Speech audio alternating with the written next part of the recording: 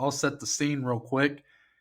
Francis Ngannou, the perhaps biggest free agent in a long time in MMA, has officially announced that he has signed with the PFL for an MMA deal, essentially. With that, we don't know the exact terms of the contract. I believe it's between a 2 and 3 fight deal. I believe he said that he was making high seven figures, so around that 8 or 9 million maybe per fight. Along with that, Dominic, he is going to be competing in that pay-per-view super fight division, and what that means is any card that he's a part of, he will get 50% revenue share of revenue generated from those fights that he's a part of. He was also made the chairman of PFL Africa. He will serve on the advisory board for fighter interest. And a little bit of an underrated part of this here, Dominic. Any and all opponents that Francis will face in the PFL must be paid a minimum of $2 million. So that's a lot that I just threw out there. And I mean I'm kind of missing the big there's a but to this, right, Dominic? So I just gave you all this stuff. It's like, wow, look at all this stuff. But he's not going to compete until probably mid 2024. So I've just put everything out there, the good, the bad, all of that. Dominic, we've been talking about Francis for so long. We went from thinking, hey man, you're making the right move to, oh, Francis might be fumbling the bag. As you sit here today, Dominic, first impressions of this contract for Ngannou. Yep. So for Francis, this is incredible. I mean, this is like never before seen type of shit in this sport of MMA. And I saw a lot of people, prominent people, I should say, in the space, giving him a lot of props for putting, this on display and letting these fighters know whether they're stars in the UFC or up and comers in the UFC or on the regional circuit. It's like, you know what?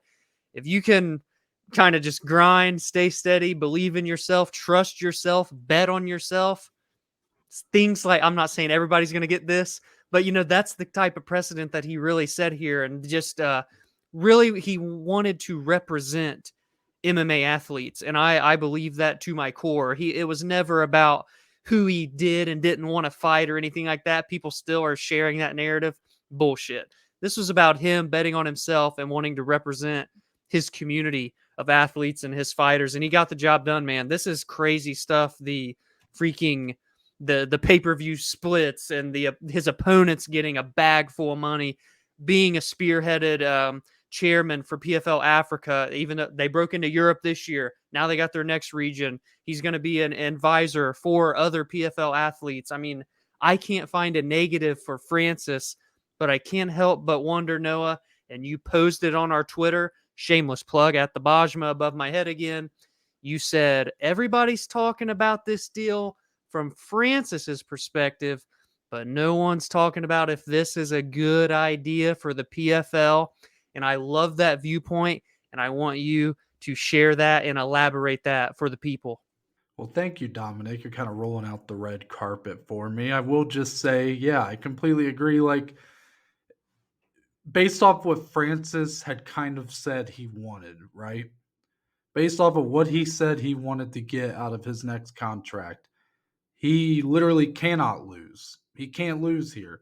The only thing that will make this better is if he boxes between now and that first MMA fight. That's the only thing that for him could probably satisfy him more. At the end of the day, the worst thing that comes out of this, Dominic, is he gets a bag full of cash for a couple fights and he can say that he's stuck to his core values and, probably feel pretty good about that. For the PFL, however, Dominic, worst case scenario that can come from this is I guess, complete crack in everything they built, a complete downfall of their entire infrastructure. I mean, I don't mean to sound dramatic, But for the PFL, this is a very risky move. I mean, let's not look past the fact that this is a promotion that, while we very much enjoy the product they put on up to this point, they're operating at a deficit. They've never turned a profit, as has pretty much every other MMA promotion that's not named the UFC. So they're pouring a lot of money into this Ngannou contract, making a lot of promises, including paying his opponents $2 million, allowing him the freedom to go box, talking about building PFL Africa. That's not going to be a cheap investment either. So Dominic, they are putting the pieces in place to really take this thing to the next level, really become a competitor in the marketplace. Now it's just about where those next pieces go. It's kind of like a game of chess, right? Like they're getting their pieces out there now, but whatever moves they do from here are ultimately going to determine it from their perspective. I love the balls of this move. I really do. I feel like this is the kind of move that a promotion has needed to do in order to kind of establish themselves as more than just a B tier promotion. This is the kind of move that we honestly have been probably low key frustrated with Bellator for never doing. You know, Bellator had its place as the number two promotion, and they never seemed to care all that much about becoming more than that. The PFL is kind of saying, fuck that. They're getting big investors from across the world, and now they're investing it into the talent. You got PFL Europe. You're doing a pay per view super fight division, which, yeah, all of this, some of this could work, some of it could not, all of it could work, all of it could not. But I do appreciate the balls on the PFL to at least make that leap, much like Francis himself had to do to set himself up for life here, like he's done. With that being said, Dominic, I want to focus on that opponent contract kind of clause in his contract where his opponents will likely make or will make a minimum of $2 million to fight him in MMA. The question has to be, there's nobody in the PFL right now who feel like they would A, be worth that type of money, or B, be even able to sell the kind of pay-per-view with as the B side to make that even worth it to be paying Francis as much as he is. So kind of give me your thoughts on that and like what kind of opponent we could be looking for his first fight. The only opponent in the PFL that would make any sense would be the winner of this year's heavyweight season. You know what I mean? Like, other than that, who else is there? And I know that there can be other free agents throughout the remainder of the year. I don't know everybody's contracts in or in UFC and Bellator and one, all that crazy stuff. But that's the only clear option, would be the winner of this year's season. And shout out to them if that's the case, because you're already making $1 million for winning the season. You're about to go make a couple million more if you fight Francis Ngannou in 2024. But yeah, no, other than that, do we just wait and see what free agents may want to take a leap? I mean, there could be some heavyweight free agents that are like, well, shit, I'll just go to PFL for a year, fight Francis one time, and I'll make more than I have my whole career. I mean, maybe we see somebody do something crazy like that. Maybe we see this type of chance that Francis took happen more frequently with other fighters. But that's the only clear option right now for a fight. No, would be the winner of this year's heavyweight season, right? No, I don't think anybody in this current season of heavyweight. I don't think that any of those will be dramatically improved in their status to even consider them for this matchup. I think the truth of the matter is whoever is going to be fighting Francis Ngannou first in the PFL is currently not under contract with the PFL. I think that's the reality of the situation.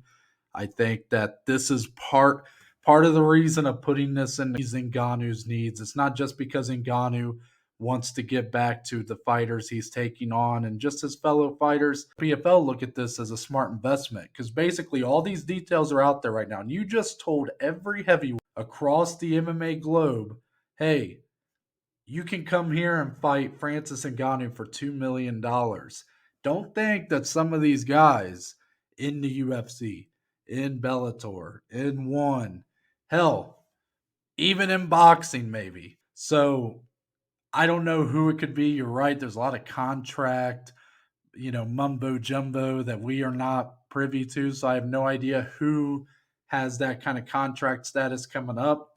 I will just say I firmly believe whoever he fights at this time next year will not currently, right now, be in the PFL. I like that. I do. I really do. And I understand where you're coming from. It's like well, again, I can't even really pose the question of who it could be. I want to like ex- guess and estimate who could possibly be near the end of a deal. Like if there's any high ranked UFC heavyweights that might come over, or like a one championship champion, or even or something like that. I don't know what's available, or Bellator, of course. Like, but yeah, I want someone like you said is going to want to take that chance and take that leap on themselves and get out of their current contract, or play out their current contract as fast as possible so that they're ready to fight for the PFL in 2024, man. I'm really excited to just monitor this situation and like see who it could be, because as you said, there's like no one right now. Yeah, it's tough, Dominic, because honestly, like I know this game moves so fast. We what we talk about now, like the entire landscape of MMA, all the divisions, they will be completely flipped on their head by this time next year. It's hard to imagine anybody dramatically increases their value from where they stand now to where they would be able to return much of a dividend on that $2 million upfront cost. I mean, Dominic, heavyweight's just ultimately, call it as it is, not a very stacked division in MMA. But even in the UFC, you look after John Jones, like, don't get me wrong, people like me and you, we love the idea of Ngannou taking on Sergey Pavlovich or Tom Aspinall or Jailton Almeida, but dramatically increase their value that it would be of the equivalent of an Ngannou Jones. I just don't really see that because yes, Ngannou has the makings of being a multi-combat sport superstar. He's already sort of been going in that direction in MMA with the knockout power that he possesses, the look, the story, the personality. He has all these things. But Dominic, nobody's really been able to sell a fight by themselves. You have to have interesting story that provides something in the selling of the fight. Like you need that guy. It's hard to just buy a card because Francis Ngannou's fighting. So you need someone on in the other corner who is a credible threat and who can carry themselves promotionally. It's going to be a very limited number of people who can do that. So PFL putting a lot of their chips in the middle. It's just going to be a very small window for them to make it work. I think in the first fight, maybe they're thinking ahead. Maybe they're like, "Hey, the first fight we might have to operate at a loss on, but over the course of the next year and a half after his first fight, maybe some of those people become free to their contracts and decide they want to test the waters." Yeah, Noah. Could you see this as being a an opportunity where maybe even there's not even that one guy that will take that chance? What if there's a couple different fighters that want to jump ship to the PFL for this chance to fight Francis, but then all of a sudden PFL kind of has a little bit healthier of a heavyweight division as well moving forward for other types of heavyweight fights on pay-per-views, or even in their season. Like I think there's a world where they could get multiple people coming over and multiple signings for this division. And, maybe they take turns facing Francis. And then, other than that, they do the season or something like that. Like, that could be something to keep an eye on as well. There could be more than just that one fighter at a time to come over. Yeah, I guess so. I mean, I think you're going to see if this works out at all for the PFL, I think you're going to see some very big structure changes to the way that they kind of do business. I mean, Dominic, the fact that they're implementing this pay per view super fight division makes things pretty clear to me. I'm not sure if they'll ever get rid of these season tournaments when Francis by offering such a great deal to some of these guys to come in and fight Francis and then ultimately stay. Yeah, that's true. That's true. One more thing, Dominic, before we move on, I do want to ask you about one more part of this kind of whole situation. Francis not competing in MMA until 2024.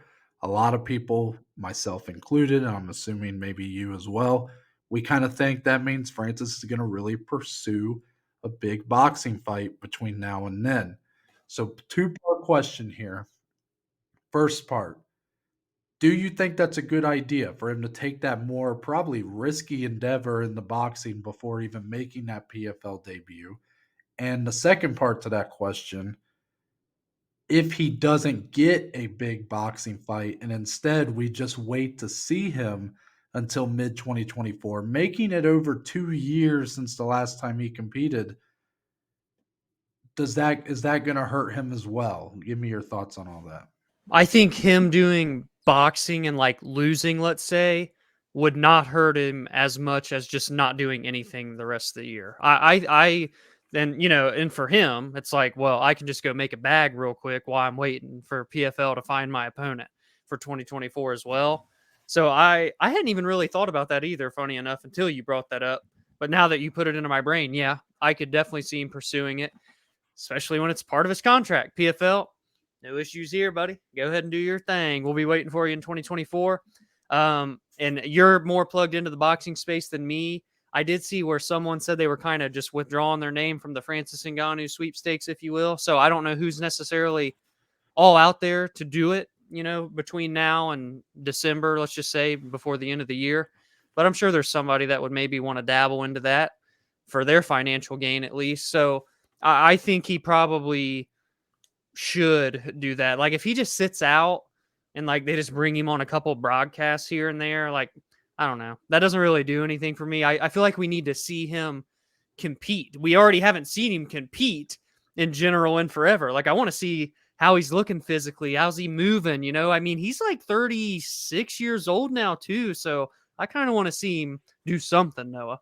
Well, yeah, I mean that's another part of that, Dominic, is it'll be if he doesn't fight between now and the PFL debut, that's 2.5 years out of the octagon. I mean, that's and at his age, I know he's a heavyweight, so they heavyweights do tend to, they can bleed into their 40s a little bit, but it's just not a great recipe for him to come back and look as good as he did on his way out. I mean, that's just the reality. It doesn't mean that's what's going to happen, but I definitely agree with you. I feel like he's definitely going to go full force into pursuing a boxing matchup between now and then. For all we know, I was kind of thinking in my head, Dominic, at work today. I'm like, well, maybe he's already in talks for a boxing fight, and we just don't really know it. I do know that there's some of the money that comes into the PFL is from like Saudi Arabia, I believe. I'm not very smart on like investors and where that money comes from, but I believe the Saudis have a pretty big interest in the PFL. That's why the PFL's president or CEO or whatever his title is speaking at like a Saudi conference at the end of the month. But um, those same in that same general region, you have a lot of Saudis giving big money to big boxing fights, and we've been hearing rumors of kind of the big heavyweight weekend or whatever that they're wanting to do that involves like Tyson Fury, Deontay Wilder, um, all these other big Anthony Joshua, like, and then Alexander Usyk, like doing a big double header, maybe one of those fights Saturday and one of them Sunday. I could totally see them also trying to be talking to Francis right now, like, hey, maybe you fight someone who's like a step below those four. That's the thing.